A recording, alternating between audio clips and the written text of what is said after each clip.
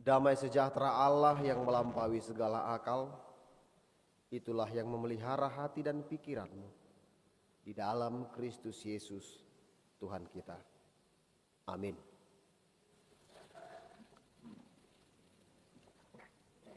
Bapak, Ibu, saudara-saudari yang terkasih, firman Tuhan yang menyapa kita pada ibadah Minggu setelah Tahun Baru di hari ini diambil dari Yeremia pasal 31 ayat 10 sampai ayat 14. Yeremia pasal 31 ayat 10 sampai ayat 14 saya bacakan untuk kita. Dengarlah firman Tuhan, hai bangsa-bangsa, beritahukanlah itu di tanah-tanah pesisir yang jauh. Katakanlah, Dia yang telah menyerahkan Israel akan mengumpulkannya kembali dan menjaganya seperti gembala terhadap kawanan dombanya. Sebab Tuhan telah membebaskan Yakub, telah menebusnya dari tangan orang yang lebih kuat daripadanya. Mereka akan datang bersorak-sorak di atas bukit Sion. Muka mereka akan berseri-seri karena kebajikan Tuhan, karena gandum, anggur dan minyak, karena anak-anak kambing domba dan lembu sapi. Hidup mereka akan seperti taman yang diairi baik-baik. Mereka tidak akan kembali lagi merana. Pada waktu itu anak-anak dara akan bersukaria menari beramai-ramai. Orang-orang muda dan orang-orang tua akan bergembira. Aku akan mengubah perkabungan mereka menjadi kegirangan dan akan menghibur mereka dan menyukakan mereka sesudah kedukaan mereka. Aku akan memuaskan jiwa para imam dengan kelimpahan dan umatku akan menjadi kenyang dengan kebajikanku. Demikianlah firman Tuhan. Tuhan membebaskan umatnya. Bapak, Ibu, saudara-saudari yang terkasih, karena ini adalah ibadah awal tahun, tentu masih bisa menyapa kita sekalian. Selamat Tahun Baru bagi kita semua. Patutlah kita menaikkan pujian kepada Tuhan kita, Sang Pemberi hidup, karena waktu dan kesempatan yang Tuhan beri, kita dapat merasakan nikmatnya pemeliharaannya. Kita bisa merasakan nikmatnya penyertaan Tuhan dalam kehidupan kita. Hidup kita berkeluarga, bersama dengan saudara-saudara, teman-teman. Hidup kita bersama dengan pelayan-pelayan. Meskipun mungkin di tahun 2024 kita memiliki banyak persoalan, kita memiliki banyak pergumulan, kita memiliki banyak penderitaan, kesulitan, mungkin semakin sulit mencari uang, beban pekerjaan yang bertambah, biaya hidup yang semakin tinggi. Ada mungkin yang gak bisa pulang karena gak punya uang, dan bui mulak tubuh napas sogit. Ada mungkin yang gak bisa pulang karena memang ada pekerjaan. Ada yang mungkin tidak bisa pulang karena sakit. Ada juga orang yang mengalami kecelakaan. Ada yang mengalami sakit penyakit.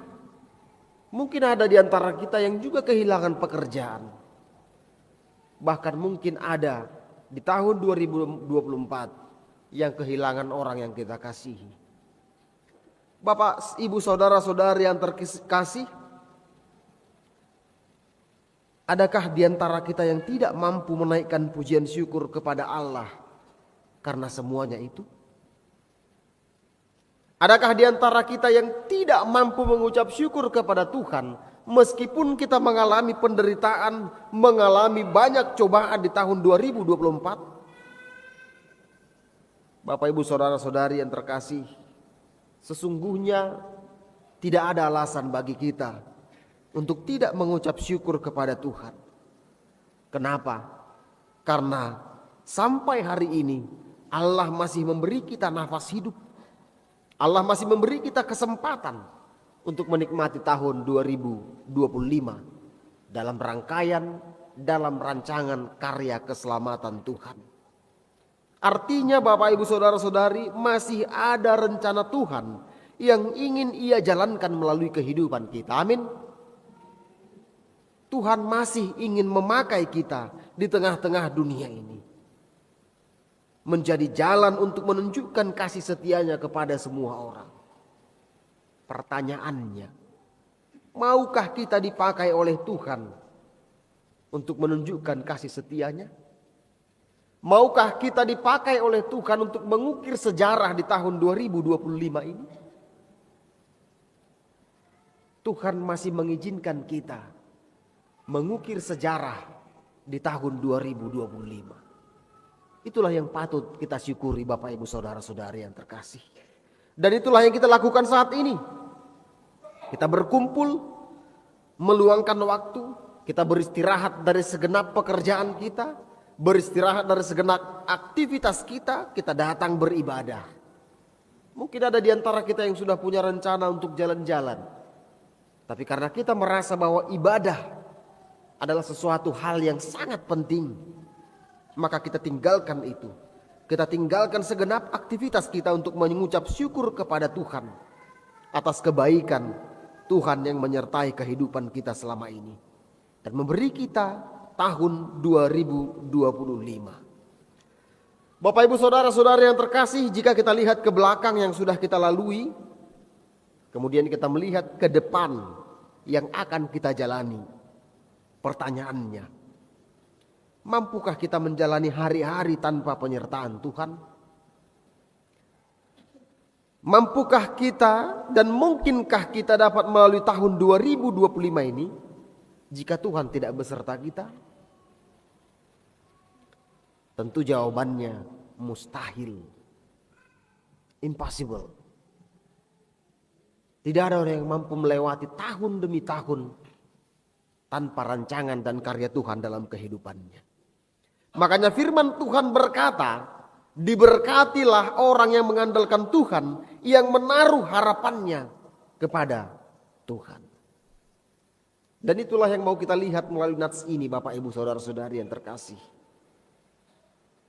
Firman Tuhan hari ini melalui kitab Yeremia menunjukkan bagaimana kebaikan Tuhan yang akan membebaskan umatnya dari pembuangan Babel. Setelah sekian lama mereka terbuang.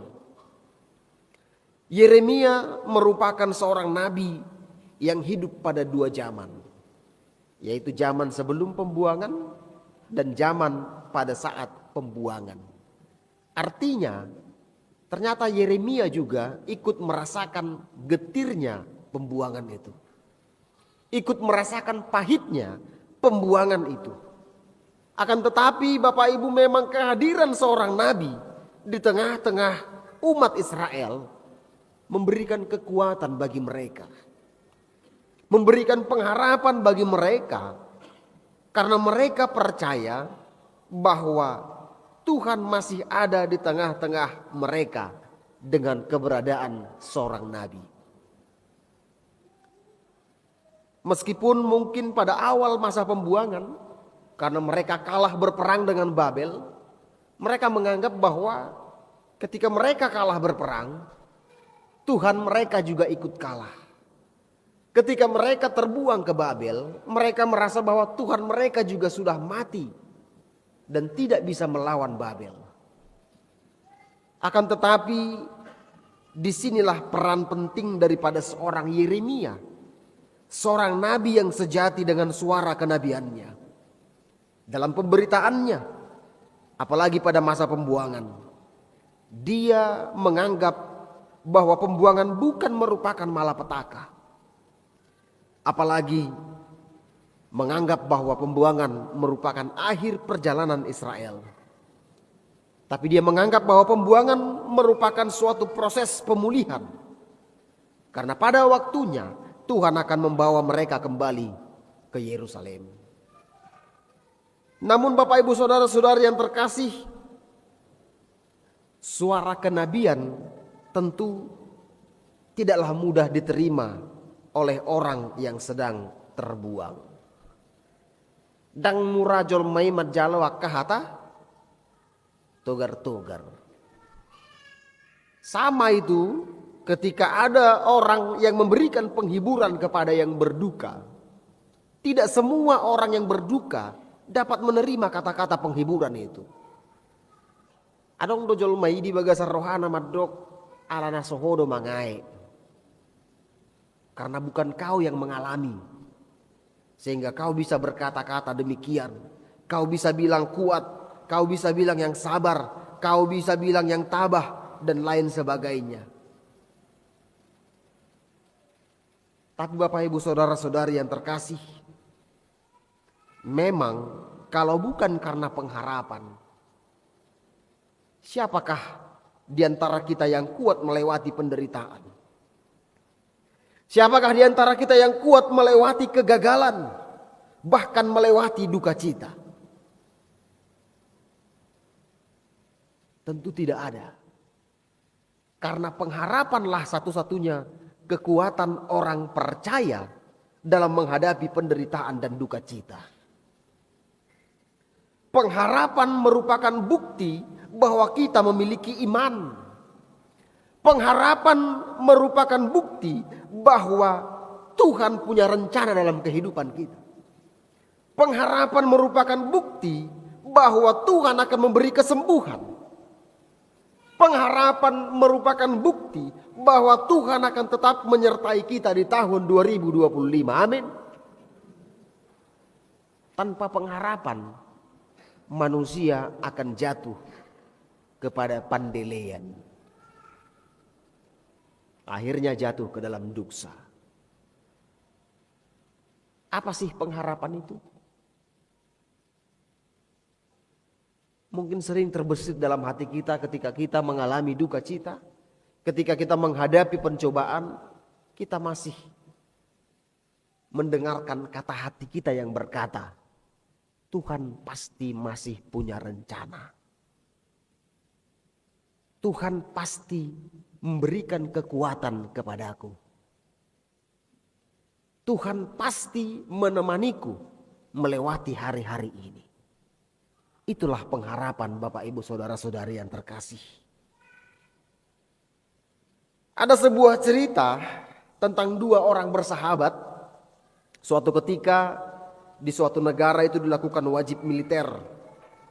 Dan kemudian dua orang bersahabat ini pun mengikuti wajib militer itu.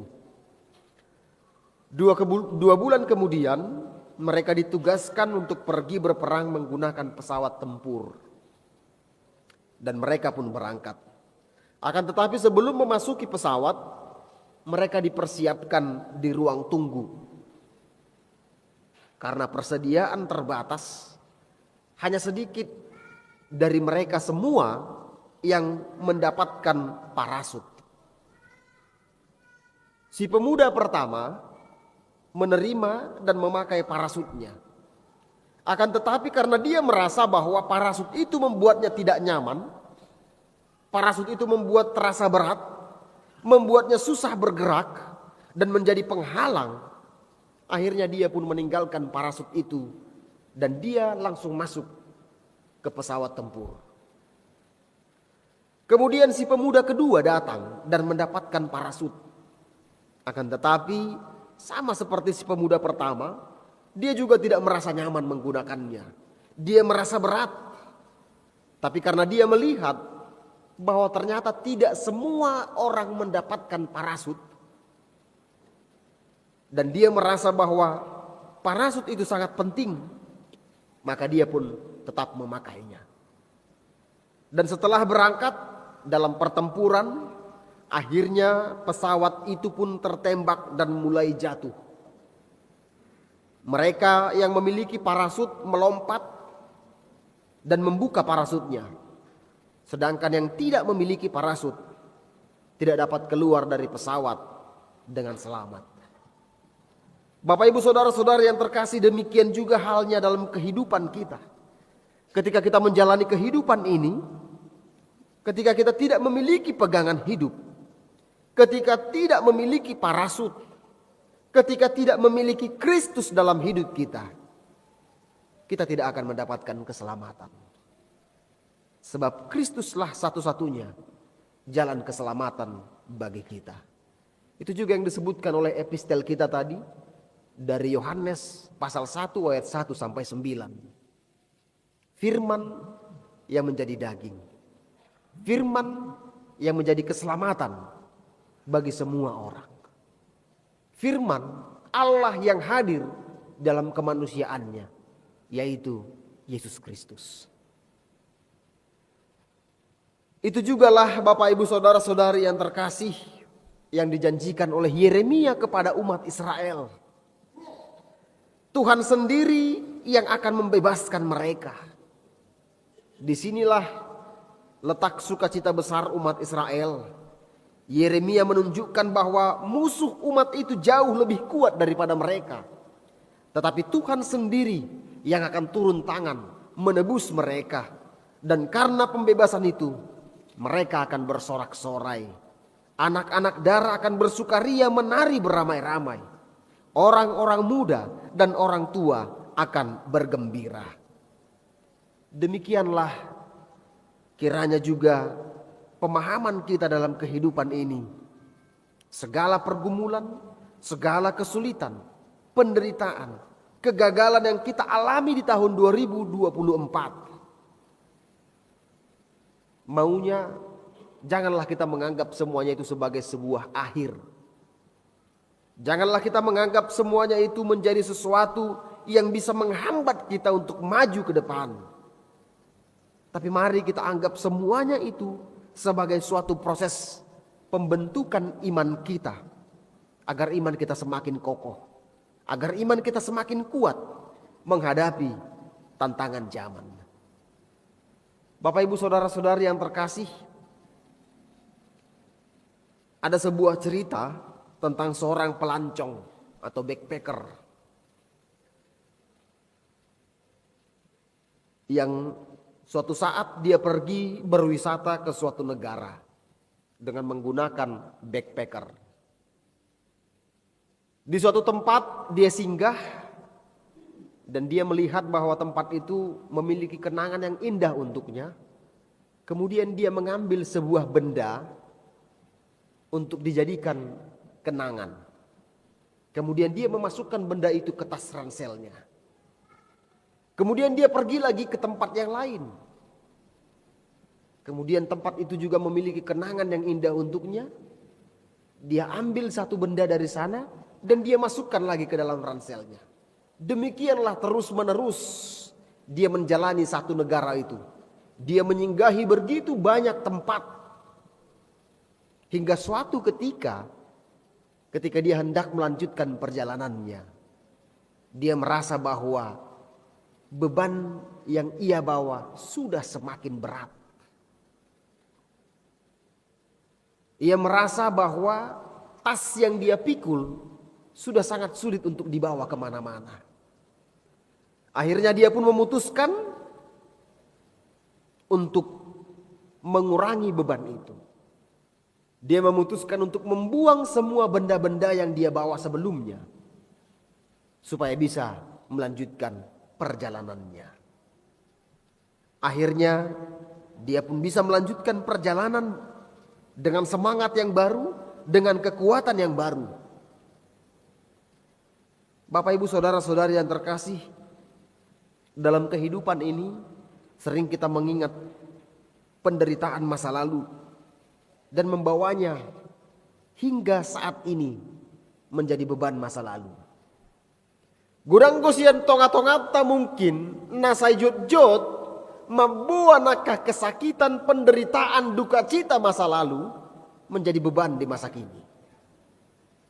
Akhirnya dengan semua beban masa lalu itu, kita sulit untuk move on. Kita sulit untuk bergerak. Kita sulit untuk berkreasi. Bahkan kita sulit untuk berinovasi karena beban masa lalu itu. Suara kenabian dalam nas ini menjadi dasar pengharapan kita. Jangan jadikan persoalan masa lalu menjadi beban masa kini. Tetapi jadikanlah beban masa lalu itu menjadi kekuatan yang bisa mendorong kita untuk maju lebih cepat menghadapi tantangan zaman. Jadikanlah persoalan masa lalu itu menjadi sebuah pengharapan yang baru untuk kita menjalani tahun 2025. Tapi jangan juga terlarut dengan euforia tahun baru. Tapi berupayalah untuk selalu mencari peluang, untuk bisa selalu mencari kesempatan untuk bertumbuh dalam Kristus. Sebab Tuhan adalah gembala. Dialah pembebas dan dialah sumber berkat dalam kehidupan kita. Selamat menjalani tahun 2025. Amin. Kita berdoa.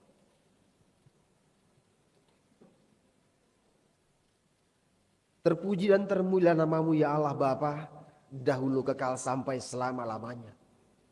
Biarlah segala yang bernafas memuji Engkau. Kami mengucap syukur Tuhan atas kasih dan kebaikan-Mu yang masih memberikan kami nafas hidup, kesehatan, kekuatan dan juga sukacita. Kami dapat berkumpul bersama saudara-saudari kami seiman di tengah-tengah gereja-Mu yang kudus ini.